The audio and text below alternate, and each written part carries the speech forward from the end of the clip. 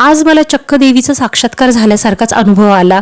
ते का मी ते तुम्हाला सांगते. आज होता मार्गशीर्षचा गुरुवार आणि मी पूजेचं साहित्य आणायला गेले होते आणि माझ्या डोक्यात होतं की आपण ना छान असा मुखवटा घेऊया कलशाला लावायला, कारण माझ्याकडे नव्हता.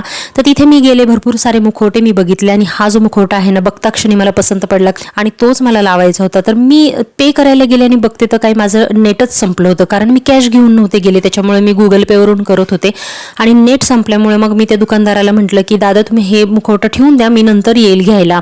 तर माहिती नव्हतं मला परत जाता येईल की नाही, कारण मी बाळाला झोपून गेले होते आणि नंतर एकदा तो जो उठून बसला तर मला काही जाता नसतं आलं.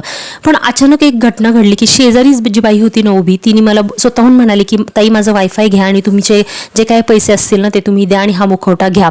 तर म्हणतात ना की देवाची सेवा आपण नाही करत तर देव आपल्याकडून सेवा करून घेत असतो. अशा प्रकारे ह्या देवीच्या मुखवट्याला कदाचित माझ्याकडे यायचंच होतं सेवा करून घेण्यासाठी आणि अशा प्रकारे घरी येऊन मी छान अशी पूजा मांडणी केली.